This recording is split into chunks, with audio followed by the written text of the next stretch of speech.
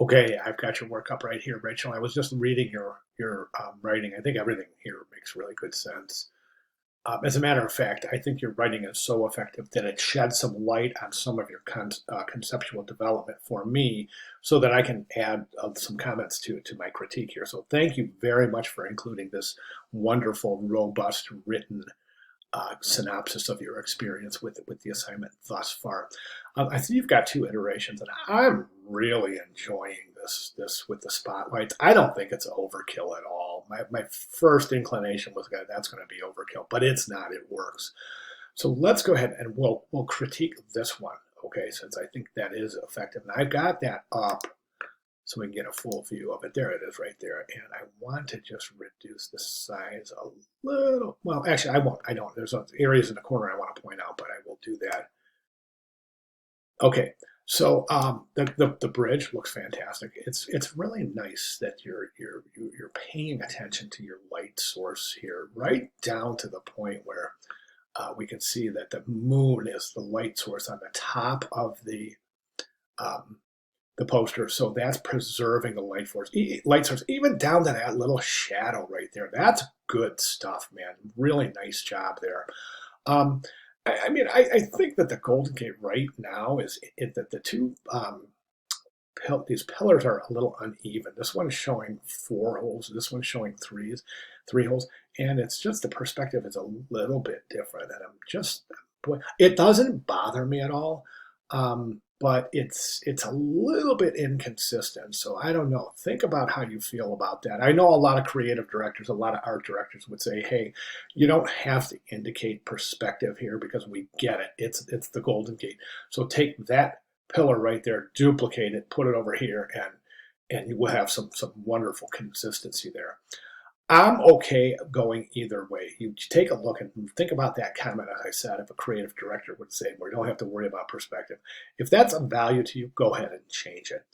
Love the glow on the moon. Love the glow on the little I think one thing that we could do here is just kind of differentiate the natural light of the moon with the artificial manufactured light of the spotlights by changing the underlying hue of those spotlights to something down maybe in this yellow down here. I'm not saying a full opacity. I'm saying just add a little hint of color to the spotlights just to differentiate that they're different light um, sources. Okay, I love this whole configuration. I love the kind of duplicity of the poster where we have this kind of night evening scene, and then we have more of a the park setting here. So that's really cool. Love the mushrooms, a little mushroom field. That's pretty good. And the trees are effective as well. Good job with the highlights there. You're doing a really, really fantastic job with your highlights and shadows. So that's fantastic. Um, the color of the outside land, the only thing I'm just a little concerned, and I mentioned this quite often, specifically when we see the combination of red and green, because the first thing we think of when we see red and green, bar none, we all think of Christmas. So I'm just wondering if this would be maybe mistaken as a holiday poster just by the color. So you may reconsider the color of the type. You've got wonderful choices for the color of the type. I mean, you've got all of these colors to choose from, and that will improve harmony. So I would definitely experiment with changing the color of the type. The little flowers here, I would go ahead and that's kind of adding to the psychedelia kind of bohemian posture of the fest. So I would make those a little bit bigger, a little bit more pronounced of the flowers, and also use a color that's in here for the color for the flowers. Make sure that that color for the flowers isn't a standalone color. It's often said in graphic design, if you have a color or an element on a page and it's only the only instance of that element or color, maybe consider replacing it with something that's pre-existing. So think about that. Okay, now a couple of comments on the bottom of the poster. So let me just reduce this a little bit because I want to get this in the window. Now you talked about the trees.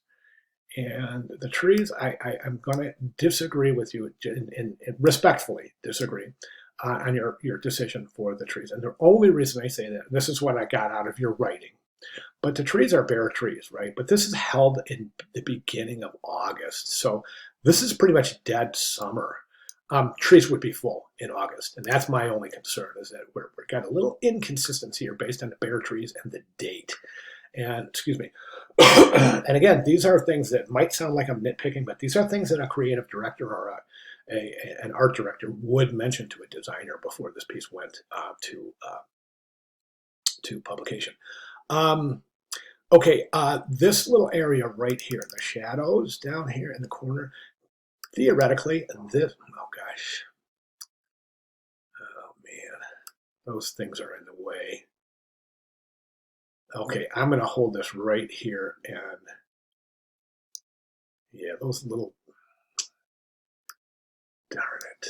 Okay, let me do, okay, here, I'll talk about this right here.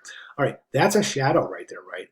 And that's a shadow too. So if the light source is coming from over here, that shadow right there would not be visible through that shadow, right? You see what I'm saying? So that shadow would end right there. You wouldn't have a doubling up. Like, you can't lay your shadows. A shadow is a shadow. So if you have crisscrossing elements, it's just going to create a crisscross shadow. You're not going to have a separate shadow here and a separate shadow here. Do you see what I'm saying? So I would work on that. Also, one final recommendation is this, is that the light source on the shadows themselves is a little inconsistent. Now, it is consistent if the light source of the whole piece were this moon, right? Because this is being, the mushrooms are being lit from above, whereas the trees are being lit from the above left. But since the duplicity of this poster indicates that it's kind of two parts, I wouldn't consider this as a light source for the bottom of the poster. Therefore, the shadows should be consistent, right? These shadows kind of fall directly below, whereas these shadows fall to the lower right. So try to get those consistent in terms of where the light source would be and how it would affect the shadows, and try to be consistent here. Again, the mushrooms indicate a light source here, and then the trees indicate a light source to the upper left. So this is directly above, this is to the upper left. So try to work some consistency there in. And that would do it for me. I think that other than that, we take care of those little